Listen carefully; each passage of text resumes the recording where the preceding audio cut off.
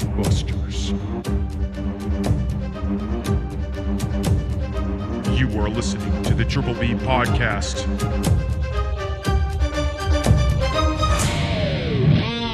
Let's fucking go. Welcome back to another episode of the Triple B Podcast, Bourbon Belts and Blockbusters. I'm Ryan, also known as The Jester. And I am Tim, also known as RT Red. Hey-o. We're back with another episode. We're talking bourbon. We got a cash in this week from yours truly, the old Timbo over there, RT. We have some wrestling to cover, and we have some movies and or shows. Heck yeah, man. Let's get right on fucking to it. Timmy, this is your cash in this week. I'm pretty darn excited about this cash I've heard you talk about the excitement. I've never had to wait until 10 p.m. to experience a cash in, so I'm excited too. I got it in the old briefcase here. Love it. We're going back to basics over here. Love it. The surprise. While I open this, just a reminder, you can see this cash in on our socials. We are at Trippy Pod. You can find us on Instagram and our YouTube and our TikTok. Yeah. All right. You ready? I'm ready. What do we have? We got the Woodinville Ginger Cask. This is a recommendation. You did it. Yes. You got it. This was a recommendation from our TikTok. We put a challenge out there, and T-Bone0303 recommended the Woodinville Ginger Cask. I'm going to have to see if I can tag him in the post. His comments are still there. I just checked today, so... Perfect. Got to have to see if I can tag him. I couldn't tag Frosty the Ice Bitch. Yeah. Even though she accepted the follow, I still couldn't. I couldn't tag her. It wouldn't let me. It was her name popped up, but it was grayed out. So I don't know. Maybe it's like a privacy setting she has set that doesn't allow it. But I'll still give her a shout out here on the app. Perfect. The Epi. What I was excited about this was because looking online, it's pretty expensive if you look online, but we live in Washington, and Woodinville's in Washington. I stopped by, and it's at Woodinville Whiskey, and this came to $69.99. Oh, okay. So not too bad. That's pleasant. Online, everything that I saw online Like was that sold out. That was the walkout price? Like Yeah, after the walkout tax and price. everything? Yep. Oh. Yeah. Did you know a ginger berry is just a sour cherry, a very sour cherry? I did not know that. Yes, so... let's get right into this. Let's go. I'm excited. I'm pretty excited about this too. Yeah, I'm stoked. Is this the first one we've had that has been from a recommendation? Yes, it is. All right. I like that. This is our... Well, I guess a recommendation from one of the socials. Yes. I guess technically we did do the Elijah Craig. Oh, yeah. That was the recommendation from my dad about my Uncle John. True. But this is also the third one we've done from Woodinville. I'm going to give her a little swirl because I want this one to be cold. Oh, I'm excited, Tim. Give this a little excited. swirl. Okay, here we go. Cheers, man. Cheers, brother. Thank you, T-Bone0303. No burn. None. Like it's down here. Yeah. There was no mouth burn in that at all. Yeah. Like that was one of the smoothest, just like easy, just boom, down the hatch. Yeah. It like the flavor starts and then kind of disappears. Yeah, And then but the just kinda- aftertaste is But definitely. yeah. And I definitely get that like kind of cherry flavor for in sure, there cherry. for sure. Wow. Yeah. That's good. That is solid. That is really good. Just another nice sipping on one too. I think I'm gonna go 8.5. I think I'm gonna go 8.5 on it. I think for the price point you got it at, definitely. I think for the price point that it is sold online for whatever reason for. Yeah, I saw it on a bunch of websites, 100 plus for it, but it's Yeah. like it is limited. So like Yeah. even on Woodinville's website, it says sold out. And so I took a chance and walked into it, and I was like, and then I saw it on the wall. I was like, hell yeah. Oh, cool. Yeah, I'm gonna go with an 8.5. I think the flavor of it's really solid. I can't pinpoint what it is that it's missing for me, but I feel like there's something missing for me. Yeah. You know what I mean? Like, I don't know. What do you think? How are you I'm feeling? going an 8 as well. Yeah. It's good, but for me, what's missing is there's not a lot of flavor in your mouth. Like it disappears immediately. Yeah, I think. And then you kind of that's- get some remnants later, but Yeah. it just kind of just disappears. It's not a full like mouth enveloping flavor, yeah. but And- it is good. yeah, it is really It is good. It's definitely. I mean, smooth. an 8.5 and 8.25 average is still a damn good bourbon. So Yes, it is. but yeah, I'm good with that. I'm excited to sip on that. This is a hell of a nightcap. Yeah, it is. We're filming this it is right now 10:15 p.m. So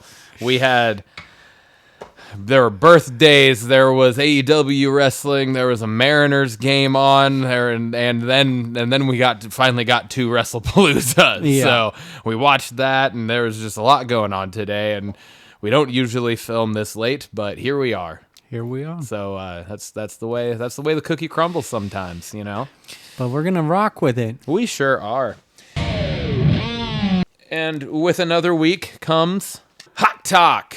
Hot Talk. Timmy, we got a big win last weekend. Yes, we did. Nobody, I don't think, really was expecting it to go that way, and we came out of Pittsburgh with not just a win, but a actual dominant performance. Yeah.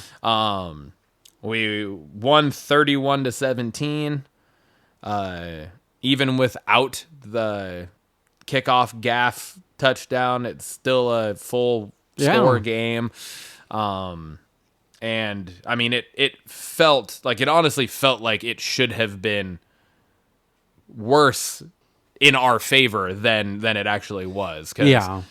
you know, so just give me some of your takeaways from the game. What'd you think? So, first, got to talk about the run game.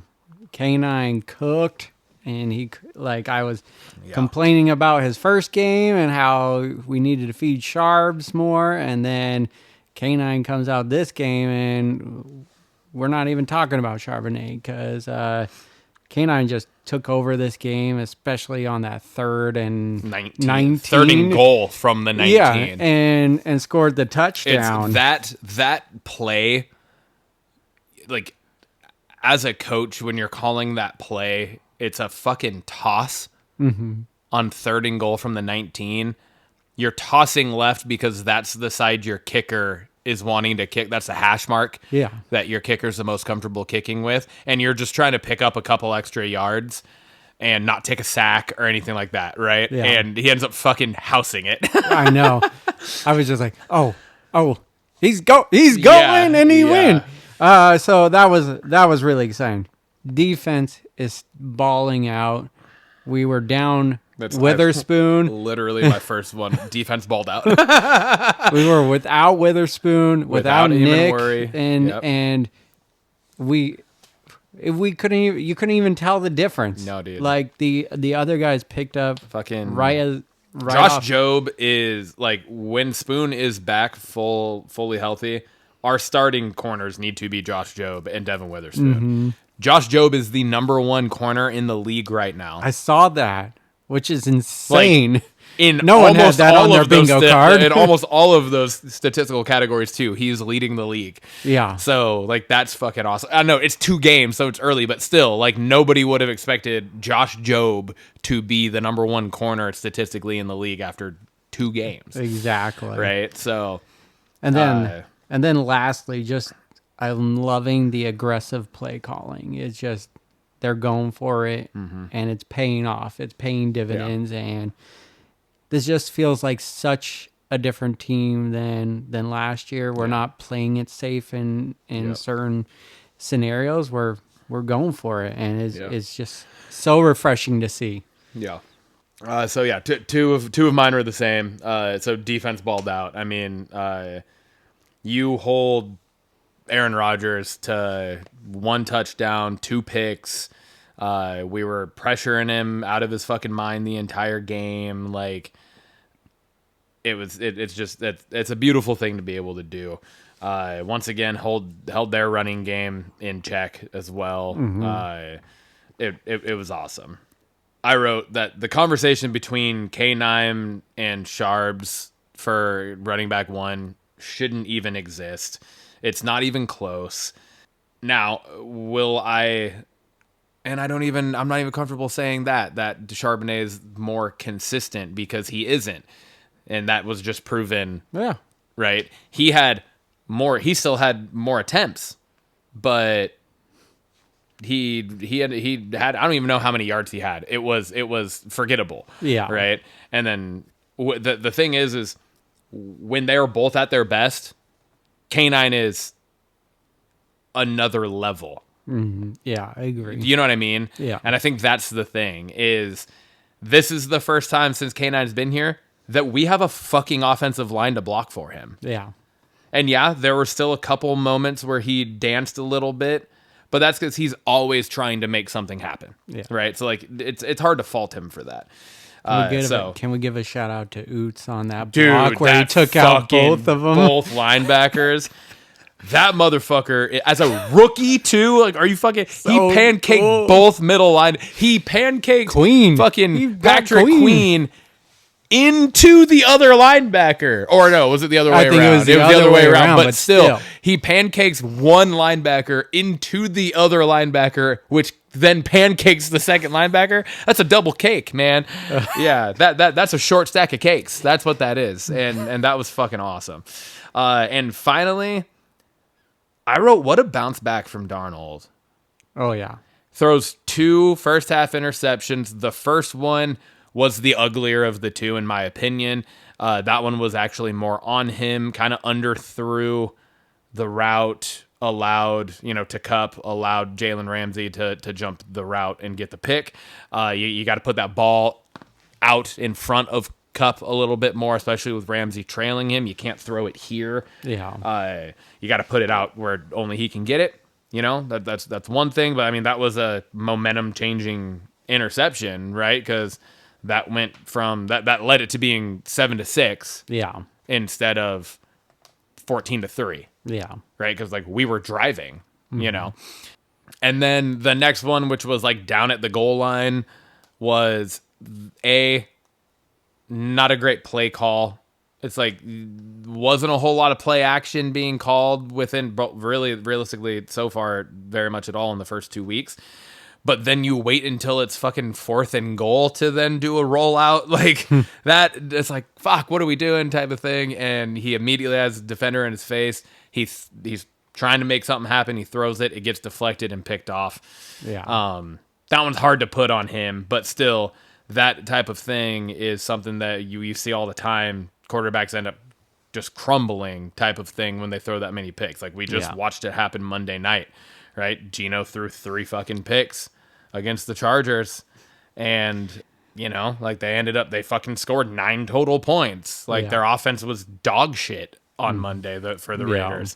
And a lot of that stemmed from the fact that Geno threw so many picks. So to see him then turn around in the second and come out and just take over the game and manage it all and throw 2 touchdown passes and everything. I mean, not 2 more in the second, but like 2 total, and to like, I just thought it was a really good bounce back, and I thought it was a great thing for us to see. Thought it was very, very good of him. So yeah, definitely agree. We got New Orleans tomorrow at home playing the 0-2 Saints. What do you think the most important thing for, like, in your mind for this game tomorrow is for us? Have the defense continue to play the same way they have, because this is the game where it's like a trap game in all sense of this purpose. is literally the Giants last year. It's week 3. Yep. It's the Giants. This is at home. In all intents purposes should be a win. I'm not going to say, any football team can win. That's why any given Sunday. So, but I just want to see that same defense that has been just balling out both weeks. So if they can do that tomorrow, I think we get the win. Yeah. I'm saying that I think our offensive line versus New Orleans D line is going to be like the make or break of it. I think our defense playing the way they have been, like you just said, I think it is like a no brainer that like we could shut New Orleans out. The way our defense has been playing and how just absolutely fucking just a shit house that their team is. But our offensive line versus their defense, because they have a good fucking defensive front, right? Like they have 3 fucking former round 1 picks on their defensive line. Yeah, I think so. And Cameron Jordan, Chase Young, and fuck me, it was just like they're one of their most recent guys, and Brees. Oh yeah, Breesy, however you say it. Brees, It's like Bresee. So like those 3, so they got a good D line. So the way our offensive line performs on their defensive line could be the game changer here. Yeah. If our offensive line can continue to do some good things, and especially in the run game, and like just build off of Pittsburgh into this, which I think is great. Like I'm happy that if the games were going to go the way they did, I'm happy that it happened week 1 to week 2 the way it did. Yeah. Then to go, like, if you were to flop those and go week 1 and then kind of regress in week 2, and then you'd be coming into week 3 like, fuck. Yeah. But it's like they learned from week 1, they turned it around and turned it on in week 2. Now it just feels like you're on a stepping stone and just hopefully able to build. So I think that's the most important stuff. That's moving us on over to Belts. Discount double check your ass. Tim, what do you want to talk about? I'm going to talk about Monday Night Raw. I'm going to start off with John Cena. He's just so good on. It's a broken record, I know, but he's just so good on the mic. And it's been a fun go around of things, but I kind of have a negative look to this one. Is just like I don't get the hype around this Brock Lesnar match. Like, he came back, we don't have a reason why this match is happening at all, and maybe we don't need one. Maybe I'm missing the point. Other than I'm sure John Cena wants to face him in his retirement run. Well, and I feel like they got to make a storyline. I think that's what they've been trying to do with these video packages of the old, the career history. It's similar to what they did with Cena Orton. There wasn't much of a build to that match. It's just they're using the history because it's one of those where it's like you don't need a build to it because the story has written itself. Yeah. Right? Like it's in the pudding, if you will. Yeah, and I get that.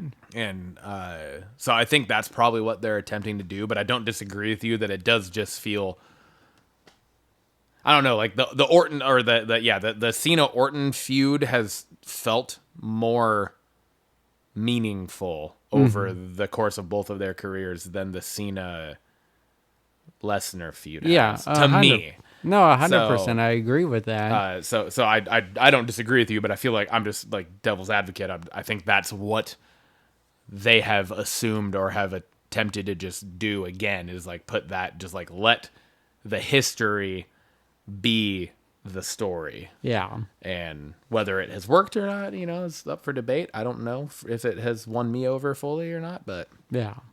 I agree with you. I think that's what's happening with a lot of his feuds and on this retirement tour. Just like Brock is angry, attacking, and wanting to find him, and it's just okay, they have history, so why? Yeah, You know what I mean? Yeah. So It's like in the last 10 years, when did Cena wrong you type of thing Yeah. to like cause this behemothly anger. yeah, Right? exactly. Exactly. Yeah. Next talking point.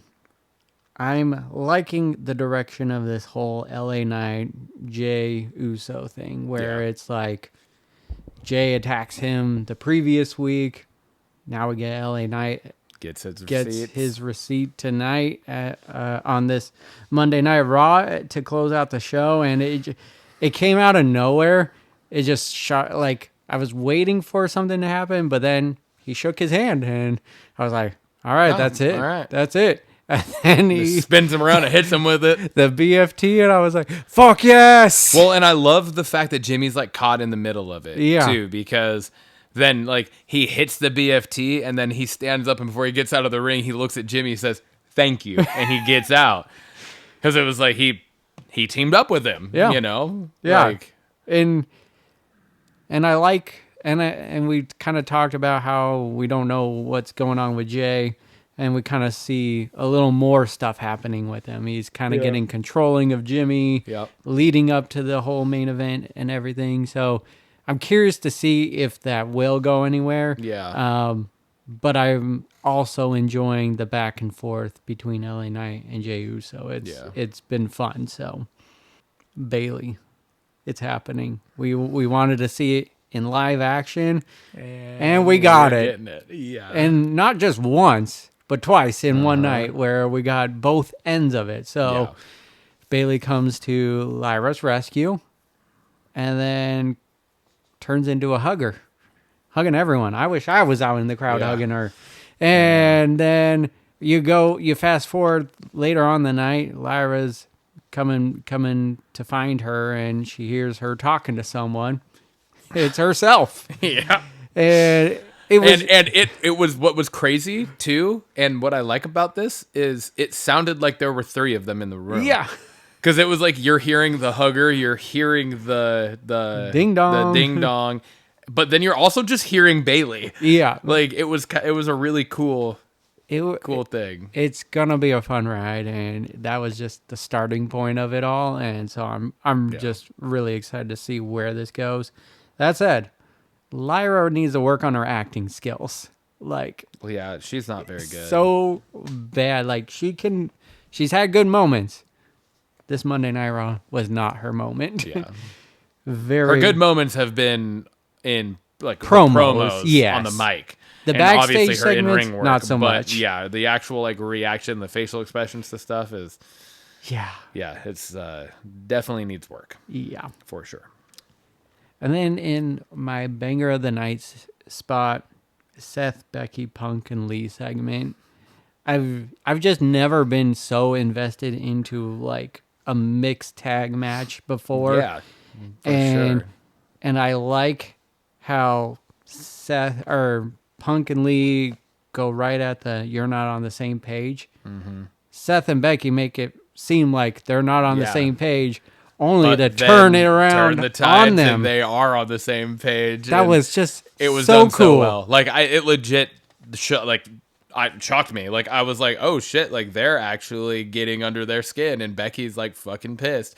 And then all that happens, and she gets back in, and you see as she's hitting the manhandle slam, Seth's doing like a ha ha ha outside the ring, and it was like, oh fuck, they planned this, and they played it off so well. It was great. Lee took one of the best looking manhandle slams God, dude. ever. Yeah, Just cleaner than anyone I've seen take it. So that was so good. It was so good. And what I like about this First feud, bump in 10 years, and that's the one that she fucking that's eats true. too. Fuck. God. But what I really like about this feud is Becky is really the one driving it. Like, yes, Seth and Punk They have their shit. they have their thing. Yeah. But Becky's been the one driving it really with CM Punk. Yeah, for the last couple weeks. And she continued it on in this night, dude. and it's just they are just must-watch TV right now. Like I said, I've never been so invested into a match like this before, so I'm looking forward to WrestlePalooza when it comes to this. For sure. That brings me on over to the old Smacketh-down, Tim. Ooh, Smackdown. What do you got from Smackdown? Not a whole lot. Because it was a big ad for ESPN all night? Yeah. That's on here. My first talking point is it feels like SmackDown is in shambles right now, and they don't know how to run a show with good storytelling, pacing, or any form of shock value. Half the show is a fucking gag promoting ESPN. Yep. This was like, we shit on last week's SmackDown. Mm-hmm. They one up themselves with last week was a masterpiece compared to this. Yeah, they one up themselves with just producing a fucking just dog shit quality show. It was bad. Like, just all around, it was bad. Like, I was bored almost the entire time. Yeah. And even in like the segments that should have been good and entertaining weren't. Yeah. That's the thing. Like, no, I agree. I saw the Cody ad like 2 or 3 times, and then the R-True segment twice. They were pretty lengthy ones too. Yeah. I was just like, okay, I get it. We got a show going on ESPN. Yep. But you're not on ESPN right now. Let's talk about SmackDown. I said when a video package from 10 plus years ago is the best part of the show, we have problems. Was that the retrospect video of Cena? Yeah, Lesnar? Cena Brock. Yeah. When the video package, which is literally a video package from 10 plus years ago, had nothing current in it, was arguably the best part of the show. Now, I don't think it actually was, and I'll save this for the end. Thank you. But it was the second best part of the show. I agree. This part might have actually been the most disappointing part to me, and the contract signing. Oh, yeah. It was another predictable contract signing. Mm-hmm. They both come out. They both talk shit. They sign it. The heel attacks. A brawl ensues. Credits roll. Mm-hmm. Like fucking just cookie cutter to almost every goddamn contract signing that we ever have, except for fucking Io Sky and fucking Stephanie Vaquer. Just random cut to backstage, and they just finished signing it, talked about it, shook hands, and then the fucking Kabuki Warriors step in, right? Like, that one was very unpredictable because you didn't even know what was happening. I was just like, fuck, dude, like, give us something. Give us something that's unorthodox or out of the box, something that's not the same fucking thing over and over and over again.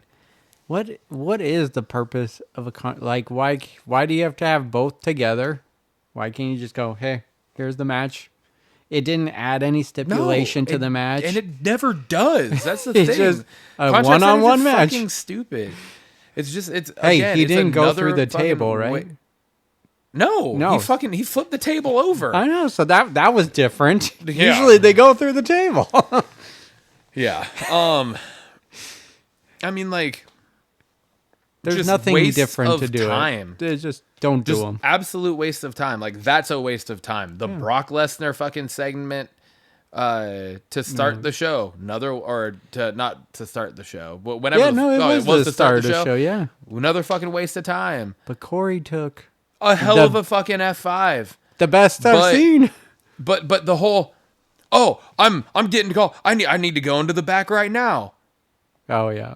And then he gets up and starts walking, and then Brock Lesnar comes out. Like, what the fuck are we doing? Yeah. That doesn't make any sense. It should have been like, I got to do this. And then his music hits, and he comes out and drags Michael Cole out from behind the announce table. Like, that's how you set that up. Yeah. Not this weird fucking interaction to where Michael Cole's now, like, standing on the ramp, like, what's happening? Like, make it be actually shocking. But again, it didn't add anything in any way, shape, or form to the feud because Cena's not there. Why are we getting Brock on SmackDown still for 2 weeks in a row when Cena has said he's not on there now? Yeah. What is going on? Nia Jax is fucking bullshit. Anyways, that's me shitting on the show. My banger of the night At least Sammy and Mello was a good fucking match. Hell yeah, it was. Thank fucking God, because if that match wouldn't have taken place, I don't know if I would have finished watching the show, dude. Like, It was so fucking bad. But this match was a breath of fresh air. This was the type of thing in an open, like the U.S. Open Challenge match that I think we needed, especially after like what I talked about last week, where I was like, is this hurting it in a way though? Because they were turning in those first two. They were turning Sammy into a fucking absolute machine, which I'm not like horribly against. Yeah. Because that's kind of his persona, is like he can take every fucking punch you throw at him and he's going to get back up every time, right? That's what he's built. But it also, there's got to be a line. Yeah. And I think there was way less close calls here, way less like 2 and fucking 9/10 counts for Mello in this. It wasn't as many things that Mello's hitting and Sammy's kicking out. It was like the things that Mello would hit that looked like it could be and he kicked out that made sense. The match fucking cooked. These two together were absolutely phenomenal. I don't know if we've seen Mello versus Sammy before on the main roster, at least. I don't know. I don't think so. They were fucking phenomenal. It was great. It was an awesome match. So I was really happy I had at least one good thing to say about SmackDown.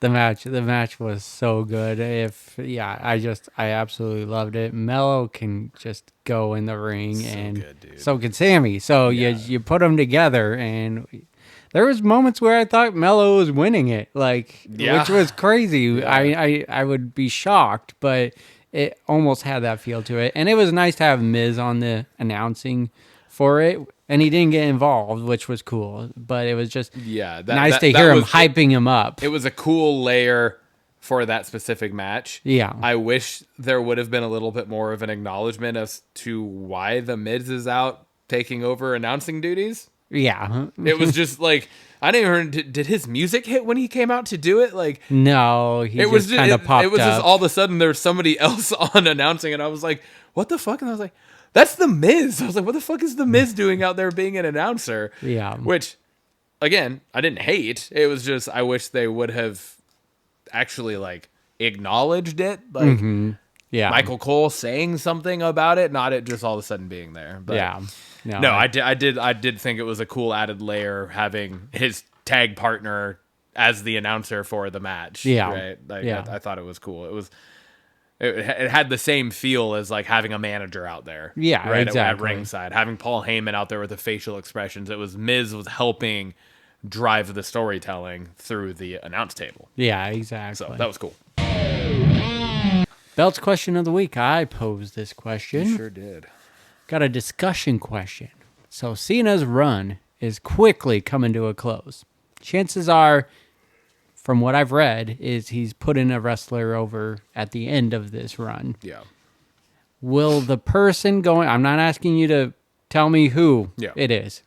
Will the person going over him really benefit from it? Why or why not? I said I think it really depends on who it is and the storyline that is built around it. It can't be one of these like Logan Paul or Brock Lesnar storylines where it's just like a 2-week build, and like I feel like this needs to be,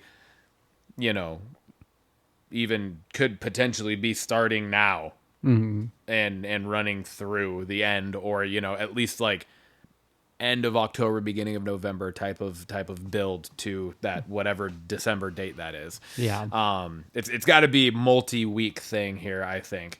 Like what I think would be the best way for someone to actually get something out of it and actually be able to benefit from it is I think it needs to be a face versus face match. I don't know that a heel versus Cena winning is really going to do anything for anyone. Yeah.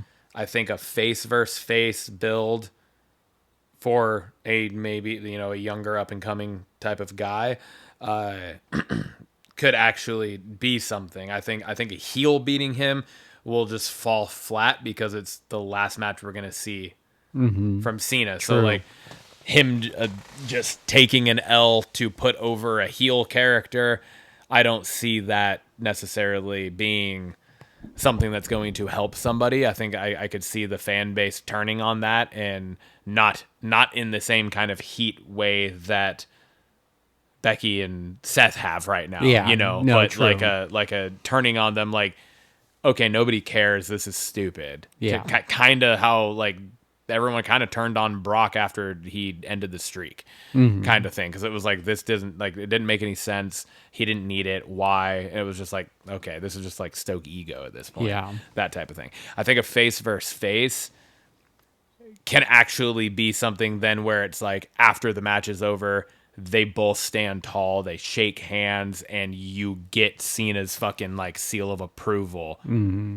You know what I mean? Or stamp of approval, where I think that is the kind of, if this is the plan, and that is the build to have Cena lose and put someone over, I think that's how it needs to be. I don't know that the other way would work very well. What are your thoughts? Yeah, I mean, I think you said it very well. That's not even, I didn't even think of the face versus face, but that totally makes sense, and I agree 100% with you. And I agree that it truly matters how it's done. Yeah. And I really like the idea of you saying it can't just be a 2-week turnaround and everything. Because then it's going to feel like the Baron Corbin versus Kurt Angle match, where Corbin wins over Kurt Angle. That was Kurt Angle's final match. Put over Corbin, but nothing came of it. It was, you just have a bad taste in your mouth, And to follow up on the seal of approval and everything, it's how that superstar follows up that win. Like, it should be, they need to be put right into the spotlight. Maybe Royal Rumble title match or something. Like, build off of it so it feels like you got the Cena rub. Do something with it now. Yeah, because if you wait, and that could be whether it's a face versus face or a heel versus heel.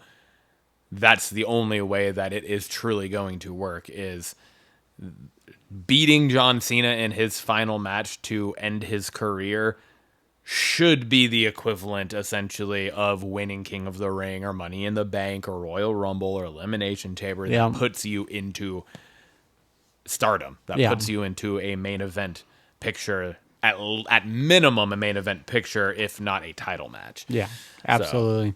So, yeah, for sure. That was a good question. I like that.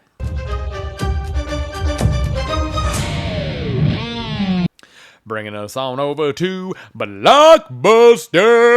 Blockbusters.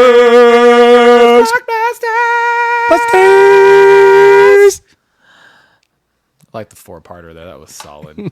You're a fucking cocksucker.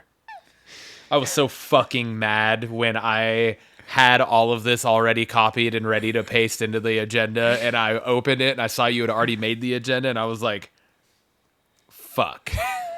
And then I opened it and I was like, you son of a bitch! This looks so fucking good. Yeah, so I put down The Housemaid. Synopsis: The Housemaid is a wildly entertaining thriller based on the best-selling book. The film plunges audiences into a twisted world where perfection is an illusion and nothing is as it seems. Trying to escape her past, Millie accepts a job as a live-in housemaid for the wealthy Nina and Andrew Winchester. But what begins as a dream job quickly unravels into something far more dangerous, a sexy, seductive game of secrets, scandal, and power. Behind the Winchesters' closed doors lies a world of shocking twists that will leave you guessing until the very end. Cast is Sydney Sweeney, Amanda Seyfried, Brandon Sklenar, Michelle Marone, and Elizabeth Perkins. Release date is December 19th, 2025, and this is going to be in the cinema. I put this down because... the trailer looks... You don't need to fucking say anything else other than watch the fucking trailer for this. Trailer looks dope, but I also read this book, and this is... Oh, okay. This is one I just recently finished, too, so, like, painting the picture between the two was, like, fresh in my head, and it looks like they're capturing every moment from the book in this. That's awesome. I'm just really pumped for it. The trailer was so well done. Oh my god, dude. Yeah, it was. There's a reason why I was fucking pissed that you put this on here and you beat me to it, because I was like, son of a bitch, man. It looks phenomenal. Go check out the trailer. It looks great. Like, December 19th can't come fast enough. But in all missed opportunities lies some open doors. I was like, you better put this. And we got the official trailer for the new Anaconda movie. We put this on a long time ago on our agenda. I put it on the old the Fred. And yeah, this was a few months ago that we talked about this. So, Anaconda.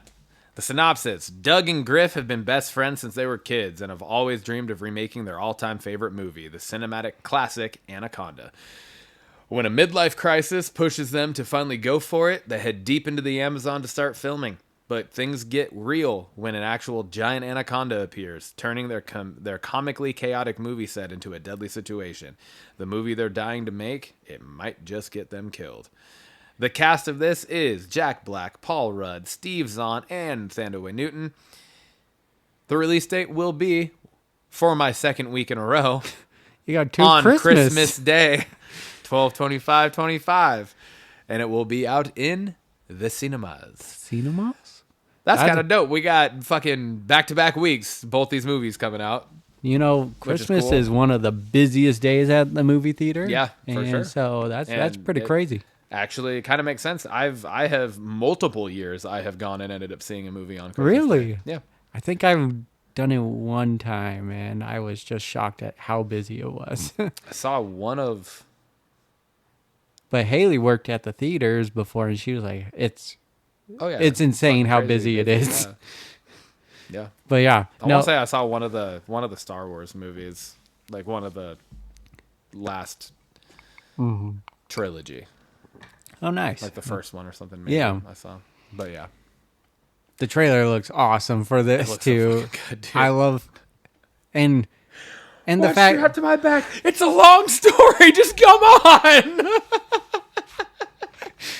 it looks so wild and just. I knew great. when we first talked about this, it did talk about them remaking the movie.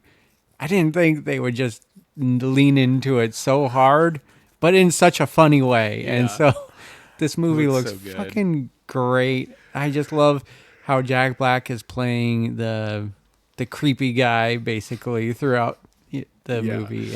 Yeah. God, I can't think of his I name, know, but I know it's who you're talking about. it's Angelina Jolie's dad. Yeah. I know. God damn it. It's like but- right on the tip of my tongue. I know it. But John Voight. John Voight. Yeah. John There Voight. we go. Together. But yeah, no, this looks so much fun. Yeah. And we get Jack Black and Steve Zahn. We were just talking about Saving Silverman last week, Yep. and we get them back together. Yep, we did. I know. I'm very excited for this. It looks good. And then Jack Black, the whole when he is attached to the fucking pig thing, it just reminds me of the one fucking scene in Tropic Thunder when Oh yeah, he's like tied to something in that too. It's just so fucking funny, man. he even had something stuffed in his mouth. I know. It was like a fucking squirrel tail or something too. It was like, what is that? Oh my lord. It looks God. great. I'm so excited. It's gonna be. And it's such a cool idea, right? This is a way cool idea to reboot a movie. Yeah. Like very meta. They're rebooting it in the movie. Like this movie is a reboot of that franchise, but in a funny way. And in the movie, they're rebooting that actual fucking movie that they're rebooting in real life. But they're doing it they're taking a horror movie and rebooting it into a comedy horror movie, which is fucking awesome. It's wild. It's so cool. I really like it. I really love this idea. I love it too. Bringing us over to what's in the news. In the news, we got the official trailer, the official full trailer, because a couple weeks ago we got the teaser. We got the official full trailer for Monster, the Ed Gein story. Damn. Oh, This is probably my God. this has to be like top 3 trailers I've seen this year. Yeah, dude, this was fucking insane. It's Just the in like slow build to like just God. the final reveal Yeah. of, and there's so many nods. I know we talked about how this serial killer ties into Psycho, and you get to see those Silence of nods. the Lambs. Yeah, and it was, oh my God. Everyone, please go check out this trailer. If you're Yes. into this kind of stuff, watch it. If you're not, don't watch it because it's a wild one. If this is if serial killer stuff is not your vibe, this is not the trailer for you. Because it's This is serial killerness all in its glory. Oh my God. Wild. fucking It's so amazing. good. Next trailer that we got, and I didn't know anything about this. I just saw it and I was like, no fucking shit, because I'm gonna forget his fucking Robinson. yeah, thank you, Tim Robinson. It's so funny, so fucking funny, and we've covered at least one, if not a couple things that he's in. We covered friendship with him and Paul Rudd. Yeah, and then we talked about his like stuff that he does and how okay. it's similar. Yeah, and this looks fucking great. It does. It looks funny. It looks Is this what his like? It always feels like a serious thing going on, but like his comedy added to it. Is that a lot of his stuff? Not all of it. He does have some stuff that's just like straight comedy. Yeah. But there are a lot of things where it's he makes comedy out of like awkward, serious, intense situation type things. Which I'm here for. Yeah. I'm not like saying it's a bad. It No. just because friendship kind of had that serious tone, very but serious vibe, but also funny. his tone to it. Did you ever watch that? I picked it up recently. I haven't watched it Okay, yet. I haven't seen it yet either. I know it's streaming somewhere, so. I think on Max. I think all the A24 are going to Max. So. This looks great. Essentially he's investigating something, but being told that it's not happening. Essentially, and we got Tim Robinson and a conspiracy theory going on, yeah. and I like it. yeah, I'm pretty me too. pretty excited for that. It looks great. And is that a show? Because it's on Max. I believe that's a show. Okay. I believe the Chair Company is a show. Yes. Cam. I added this one on here as well. We have Anemone, which is the new movie with Daniel Day-Lewis. Thank you. My names are eluding Sean me right Bean? now. Sean Bean, And but it's Daniel Day-Lewis coming out of retirement. Yeah, and his He son hasn't- is directing this. Yes, one. yes. And Daniel Day-Lewis has not acted in almost a decade. So, Yeah. Which is crazy. I know. And this looks fucking wild. Yeah. Like, the trailer doesn't give you a lot, but it gives you enough to be like, fuck, what the hell is going on? Is it? It's definitely, like, captivating. Yeah, very say the captivating. least. And just seeing Daniel Day-Lewis again on the screen, it's great. Yeah.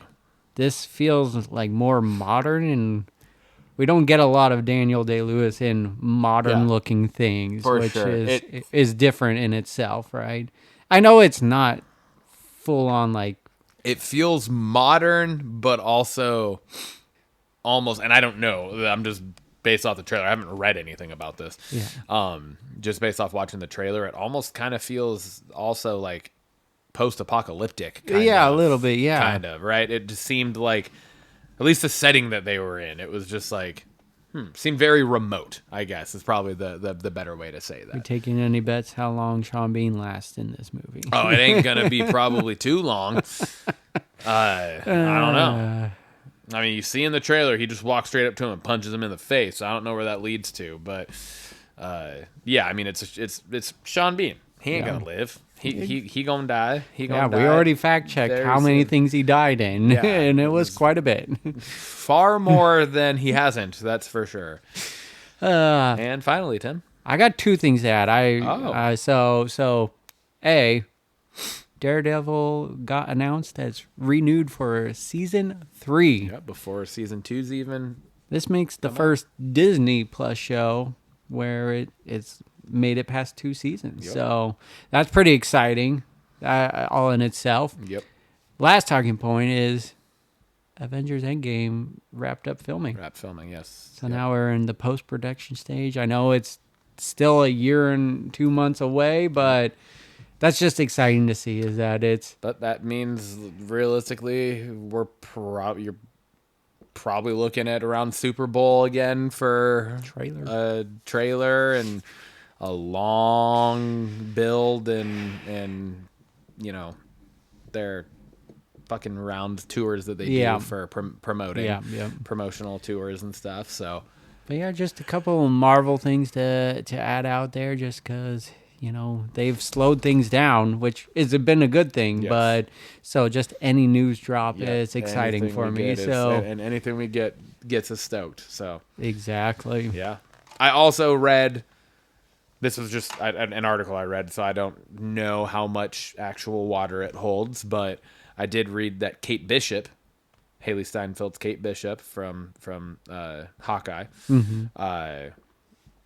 is going to be like the lead of the Young Avengers when that does happen. Oh yeah, I saw that too. She apparently is going to have a very large role in the next phase or saga or whatever you want. That's awesome. So, I'm all for that. I think that's really I'm cool. stoked for that. Oh yes. All right. Bring me more MCU. I know. Let's go. Sadly, we got another Triple B Memoriam. Yes, This week we lost Robert Redford. He died this week. He is an Oscar winner, and he is a founder of the Sundance Film Festival. Yeah, man. He's been in the MCU. He was most recently in Endgame. Yep. He was in Winter Soldier, along with a plethora of things. Spy Game is what I know him from, and Last Castle, which was an awesome movie. But so many other names, titles to it. His name, Robert Redford, it's a legend. You know the name. Yeah. Even if you might not be able to picture him, you know his name. You've heard of him. So just a fucking stalwart in the movie industry forever. And then Sundance Film Festival is one of the biggest film festivals, if not the biggest film festival in the world now. Yeah. Every year. So he is, he was the founder of it and one of the people that has helped just drive the push of indie films, and which has led to a lot of the greatest actors that we know nowadays. So, 100%. Yeah. Cheers to him. Cheers.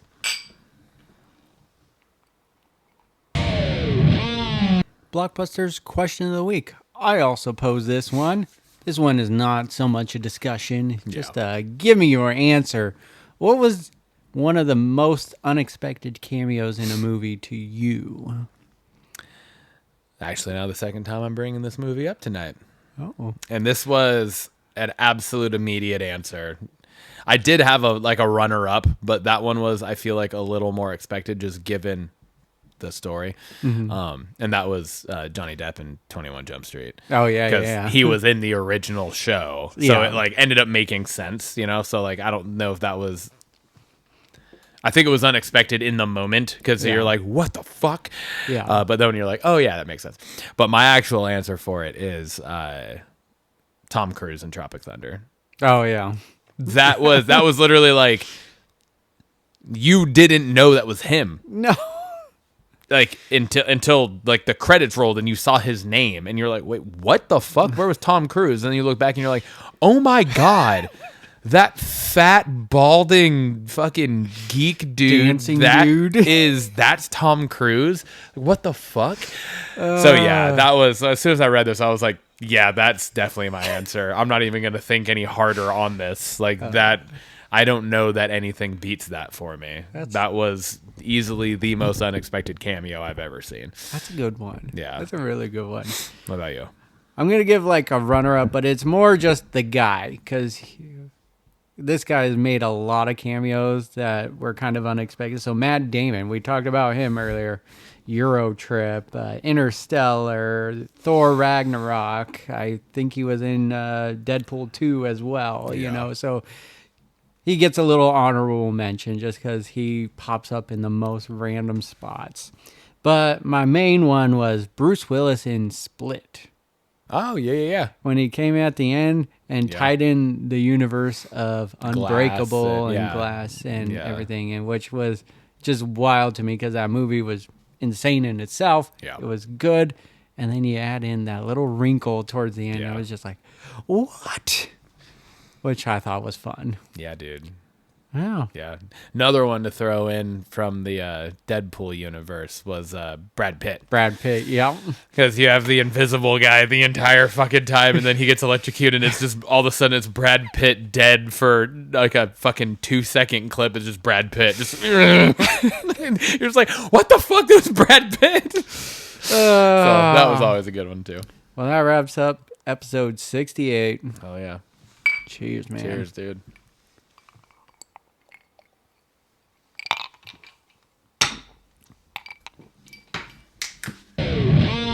Let's fucking go.